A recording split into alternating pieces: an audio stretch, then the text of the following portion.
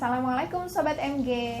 Jumpa lagi dengan saya Maya Wagi, ditemani dengan Kak Ros. Halo. Kak Ros ini Associate Counselor di Rumah Psikologi Surakarta dan HRD di beberapa instansi. Jadi Kak Ros ini bagi-bagi tips HRD tentang kalau kita kerja di perusahaan, terus gimana caranya wawancara kerja, resign, dan sebagainya. Di video-video sebelumnya kalian bisa kepoin materi-materi kita berlanjut-lanjut terus. Nah yang sekarang kita akan bahas tentang tips sebelum resign kalau kita mau jadi pengusaha. Karena sebelumnya udah kita bahas tips sebelum resign kalau kita mau pindah ke perusahaan lain. Nah gimana kalau misal kita mau jadi pengusaha aja nih? Silakan Kak Ros. Oke, terima kasih Mbak Maya dan teman-teman dari channel Maya Wagi semuanya. Senang sekali bisa berbagi tips di channel Maya Wagi semua. Semoga channel ini semakin besar dan semakin bisa memberikan manfaat untuk teman-teman semua dan sahabat Maya Wagi semua.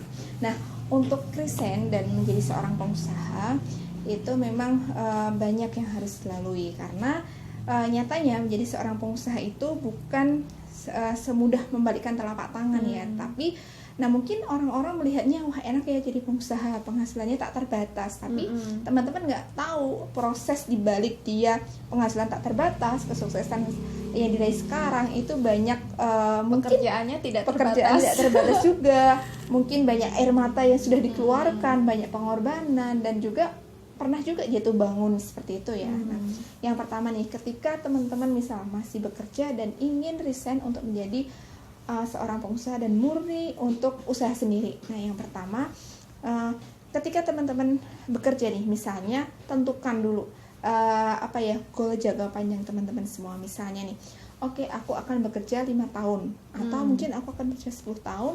Nah, setelah itu aku pengen resign dan membuka usaha sendiri. Nah, ketika teman-teman sudah menentukan goal, sudah punya tujuan, pastikan teman-teman yang kedua adalah mempersiapkan diri. Nah, mempersiapkan diri untuk menjadi seorang pengusaha itu selain mental juga finansial. Modalnya. Modal. Ada yang bilang modal nggak penting, tapi kan ya penting. penting, terutama penting. Cuma besar kecilnya itu ya. Iya.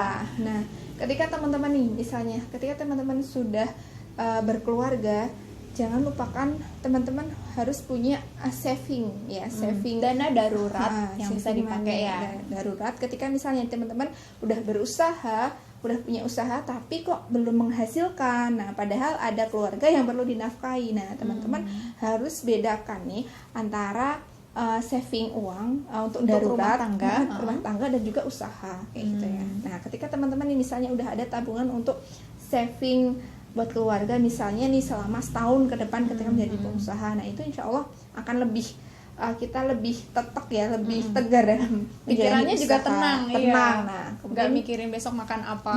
Benar. Nah, yang ketiga itu adalah modal untuk usaha kayak gitu. Iya sih, banyak kadang ada orang yang bilang modal itu nggak penting, padahal itu penting ya.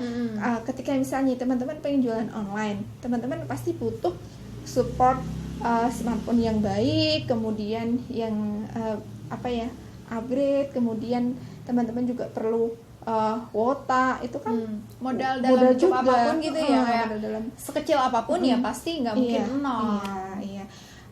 Jangan memulai sesuatu itu dari nol ya. Kalau bisa cukup di pom bensin aja. Memulai sesuatu itu dari 1, 2 atau bahkan bagus-bagusnya banyak kayak gitu ya. Nah, ketika teman-teman sudah punya goal, sudah punya saving money untuk kebutuhan keluarga, kemudian untuk modal. Nah, yang keempat ini adalah teman-teman upgrade diri tentang usaha. Jangan sampai aku pengen usaha, ternyata udah resign, tiba-tiba nggak tahu nih, aduh aku ngapain nih, mau usaha apa nih, padahal udah terlanjur resign, udah nggak punya tabungan ataupun penghasilan. Nah, baru bingung. Nah, jangan sampai ya. Justru ketika teman-teman nih masih bekerja, alokasikan misalnya nih 10% atau 20% penghasilan teman-teman untuk upgrade diri, upgrade ilmu, misal ikut seminar bisnis ataupun pelatihan ataupun ikut workshop yang itu menunjang teman-teman untuk membuka usaha kayak gitu ya. Jadi upgrade diri ilmu itu penting. Dan yang kelima itu adalah channel, perbanyak link networking. Karena apa? Karena ketika teman-teman mau bisnis, teman-teman antisosial, nggak mau nggak mau punya kenalan, nggak mau bergabung dengan beberapa komunitas, teman-teman juga akan susah berkembangnya. Walaupun teman Kayak gitu. di media sosial banyak, lebih baik gitu iya, ya. lebih baik kayak gitu. Jadi carilah teman-teman baik itu offline maupun teman-teman online kayak di media sosial dan lain sebagainya, karena bisnis apapun ketika teman-teman punya link dan jaringan itu akan lebih mudah. Misalnya nih teman-teman mau buka salon nih, misalnya salon kecantikan, ketika teman-teman udah eksis nih di sosmed, di IG, di FB, misal punya YouTube dan lain sebagainya, dan teman-teman punya link komunitas yang banyak, itu teman-teman akan lebih mudah untuk mengiklankan, mempromokan usaha teman-teman dan gitu. akan dibantu teman-teman yang banyak itu lagi buat ini temanku loh yang buka gitu ya. Dan seperti itu. Kemudian yang selanjutnya adalah usahakan untuk menjadi pribadi yang tidak baperan. Tidak jadi pengusaha itu memang menjadi pukulannya banyak. Pukulannya luar biasa, dan kuatkan mental ya, kuatkan mental. Jangan ketika misalnya nih teman-teman usaha 3 bulan nggak laku-laku, nah teman-teman udah kayaknya nggak cocok nih aku usaha, udah nyerah terus duluan, ada yang beli gitu ya. barangnya jelek gitu, harganya mahal gitu, terus baper. Iya, jangan jadi pengusaha apapun itu jangan baperan dan jangan mudah menyerah. Kenapa? Karena bisa jadi di 3 bulan pertama itu teman-teman sedang diuji, sedang dimatangkan oleh Allah untuk bener nggak nih niatnya dia jadi pengusaha kayak gitu ya.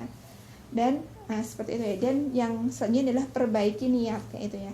Apa sih niat apa sih teman-teman yang jadi pengusaha, atau untuk gaya-gayaan doang, ataupun biar kaya, biar bisa pamer, ataupun misal nih aku harus kaya, dan karena dengan kekayaan itu aku bisa berbuat banyak untuk lingkungan, aku pengen bermanfaat untuk orang lain. Nah itu mungkin jadi kayak menguatkan diri kita untuk aku harus serius nih menjalankan usaha, dan akhirnya sungguh-sungguh. Karena karena segala sesuatu itu tergantung pada niat. Kalau niat kita di awal udah baik, insya Allah semesta itu akan mendukung niat baik kita untuk mewujudkan impian kita itu. Jadi ada aja jalannya gitu ya. Ada aja jalannya, meskipun jalan itu nggak selalu mulus kayak itu ya. Karena karena sesuatu yang indah itu biasanya ya ditempuhnya itu setelah kita melewati berliku-liku dan menanjak, dan makin terasa indahnya jadinya. Ketika teman-teman bayangkan aja, ketika teman-teman mau ke gunung, ke puncak, kan melihat sesuatu yang indah ya, itu pasti teman-teman harus mendaki, mungkin teman-teman lelah, berhenti sebentar, kemudian melanjutkan lagi. Nah sama perjalanan menjadi seorang pengusaha itu adalah pelajaran tentang kesabaran dan daya tahan kita kuat nggak sih azam kita niat kita kuat nggak sih untuk menjadi seorang pengusaha yang sukses, kita sabar nggak sih. Karena banyak pengusaha juga yang dia berhenti di tengah jalan padahal dia sudah memulai bertahun-tahun, tinggal dikit aja karena dia kurang sabar untuk ingin segera menikmati ya, akhirnya akhirnya bubar jalan kayak gitu. Oh iya, satu lagi, dan ketika teman-teman ini misalnya punya usaha, usahakan bedakan antara uang untuk usaha, untuk modal, uang untuk keperluan kita, dan uang untuk misalnya nih kita menikmati ataupun mengembangkan. Jadi usahakan untuk membeda-bedakan spot-spot uang kita kayak gitu. Jadi ada pos-pos tersendiri pos-pos ya. tersendiri. Jadi biar nggak campur-campur. Karena banyak juga yang saya banyak dicurhatin sama online shop. Biasanya dia itu modalnya kepake, hasil jualnya itu kepake untuk kebutuhan sehari-hari. Akhirnya jualan laku nih, tapi duitnya mana? Iya, jualan laku, barang habis tapi duitnya nggak tersisa juga kayak gitu ya. Oke, jadi kalau misalnya kita udah mengumpulkan ilmu tentang berbisnis, udah tahu mau bisnis apa, tujuannya apa, goalnya jelas, modal juga udah ada, nah berarti sudah waktunya untuk resign. Iya, jadi tadi tips sebelum resign kalau udah dilalui semua, udah ya, jangan ragu lagi. Jangan ragu lagi, karena hidup teman-teman adalah pilihan teman-teman sendiri. Teman-teman, kalau ada pepatah seperti ini ya, ketika kita tidak bekerja keras untuk diri kita, untuk perusahaan kita, kita akan dibayar untuk membesarkan perusahaan orang lain. Jadi monggo itu perusahaan sendiri yang itu dibesarin. pilihan teman-teman semua. Kadang ada juga yang ingin jadi pengusaha, kadang ada yang nyaman dengan menjadi karyawan. Orang beda-beda karena ya. Aman secara finansial, mungkin aman nggak usah terlalu apa ya, diburu-buru waktu sama dan duniawi. sebagainya. Iya. Jadi semua adalah pilihan teman-teman semua. Oke. Oh ya, jadi mungkin teman-teman biar tahu juga bahwa kita nih pas nggak sengaja ketemu terus kita kasih ini yuk, siapa tahu bermanfaat buat teman-teman, kita kasih tips-tips. Jadi kita tuh nggak ada konsepnya sama sekali loh. Bener. Jadi cuma berdasarkan pengalaman Kak Ros sebagai HRD, terus pengalaman kita dalam bekerja gitu aja ya. Semoga bermanfaat untuk teman-teman. Kalau misalnya ada yang salah dan kurang, jangan ragu buat tulis di kolom komentar ya. Kita menerima dengan terbuka. Kritik, saran. Ya. Soalnya kita tuh kayak ya beneran gak terkonsep ya, mungkin Iya, bener. mungkin ngomongnya ngalor ngidul, tapi ya semoga ada Semoga manfaatnya, bermanfaat, karena niat kita juga baik. Iya, Insya amin. Allah kita cuma membantu teman-teman berbagi pengalaman. Iya. Terus nanti kalau misal ada ide apa yang mau ditanyain ke Kak Ros, Boleh ditulis aja di ditulis. kolom komentar. Nah, sekarang videonya kita cukupkan sampai di sini Kak Iya, Ros. sama-sama Mbak Maya. Terima kasih ya untuk teman-teman Iya. yang udah nonton video ini sampai selesai. Jangan lupa klik like dan share dan subscribe channel Maya Wagi. Assalamualaikum warahmatullahi wabarakatuh. Assalamualaikum warahmatullahi wabarakatuh.